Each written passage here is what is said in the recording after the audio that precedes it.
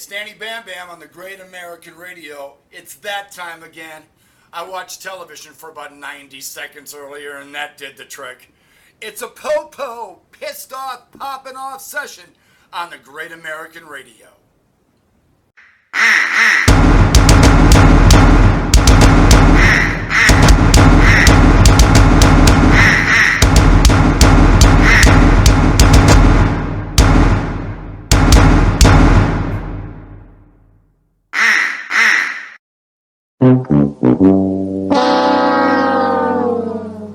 How you doing? Welcome back. It's Danny Bam Bam.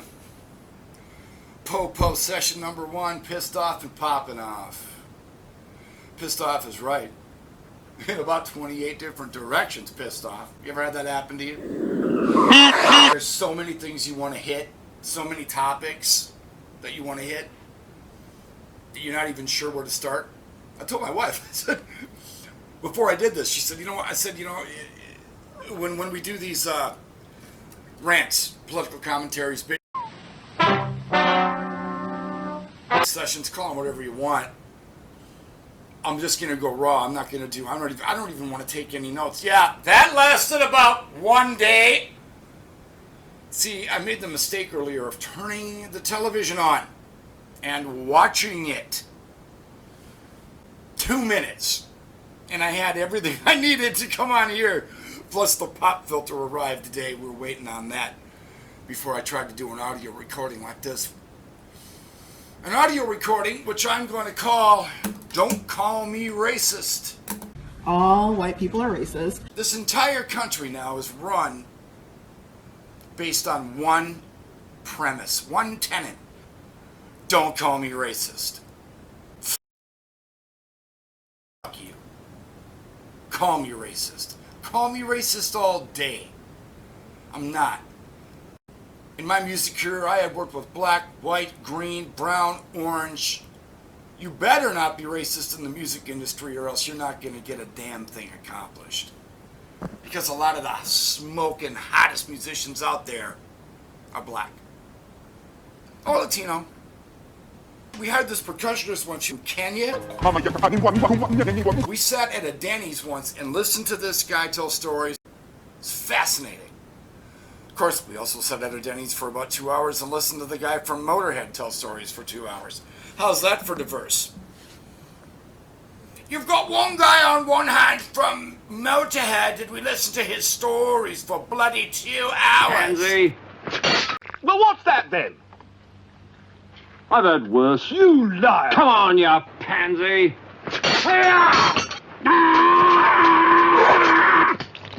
Victory is mine! We thank thee, Lord, that in thy mercy... And then we had the guy from Kenya who talked like this. And we listened to his stories for like 2 hours. And to tell you the truth, if I had to pick between the two, I'd probably pick the guy from Kenya. For being more entertaining. But I'm not racist. Well, you said the N-word in 1973. Yes, I did. Just because I got mad playing football at somebody that cheap-shotted me down at Weber Park when I was, in 5th grade. And they let fly with a lot of white stuff, and I let fly with a bunch of black stuff. Racism is more complicated than that. It's not that simple. You called me that, man, back in 1974. Well, yeah, that was right after you called me white trash back in 1974, and then you kicked me in the balls. Or we were getting out from a pile in football, and you decided when no one was looking and my hand was sticking out, you lay your spikes on it. Thank you. Thank you!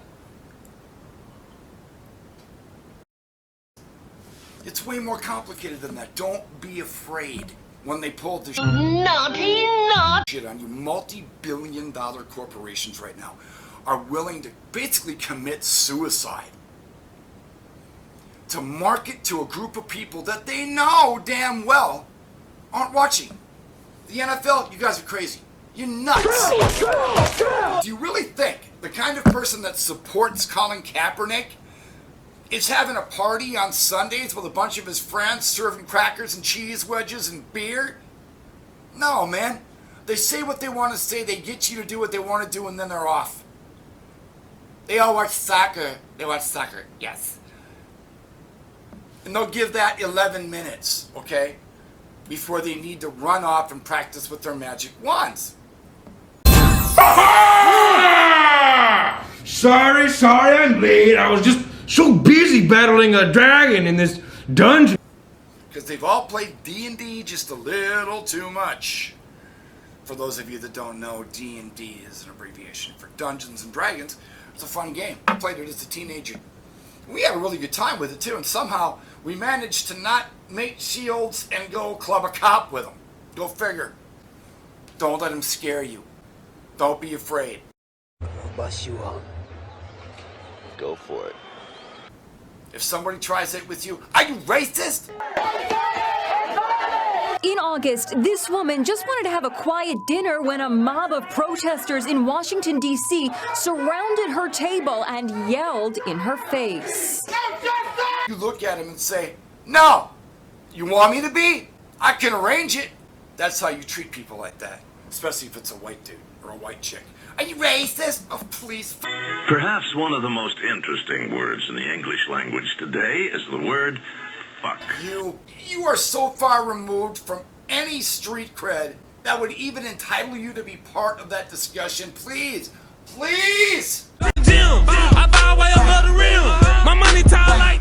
Derek Chauvin, he was the Minneapolis cop that ruined all of our lives. If you can hear me, Derek, thank you. Thank you! This is the guy that kneeled on George Floyd's neck. George Fentanyl Floyd. Let's get completely wiped out on fentanyl and meth and everything other drug known under the sun. Try to pass off a counterfeit bill and then bitch when we get caught. You seen the other part of the video? You see the other part of it? The one that they showed for like a day until it got scrubbed off of the internet? I will. Please stay with me, man. Thank you. God, man. I didn't know all this was gonna happen, man. Please, man. I just want my hand free. I don't want none of y'all, man. Nothing. Please don't do this. Take a seat. I'm going in, Mr. Officer. I'm going in. No, you're not. I gotta go in. Take a seat. Grab a seat, man. Man, y'all don't believe me, Mr. Officer. Take a seat. I'm not that kind of guy. I'm not that kind of guy, man. Take a seat. Y'all, I'm gonna die here. Take a seat. I'm gonna die, man. You need to take a seat right now. There is a moment where he is in the back of that squad car sort of flailing around, and eventually sort of fishtails himself out of it and back onto the ground outside. That video? Claustrophobic. He said he was claustrophobic. How did you drive to the liquor store, you dumb mother...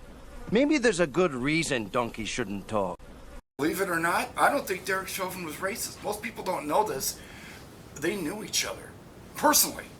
They worked at the same bar. They had a history. They couldn't stand each other. I think this is what happens when assholes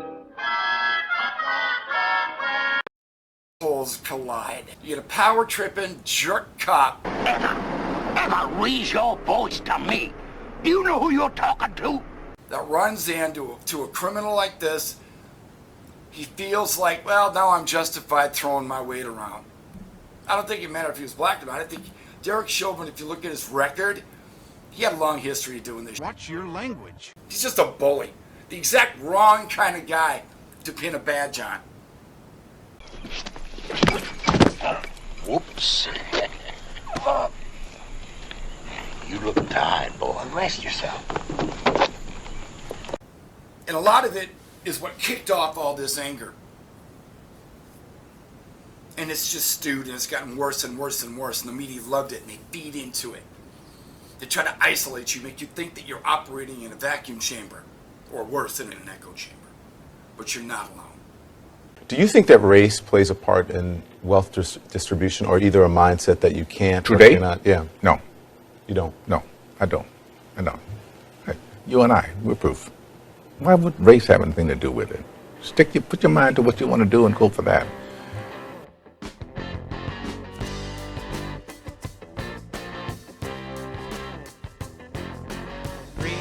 Be safe, be cool.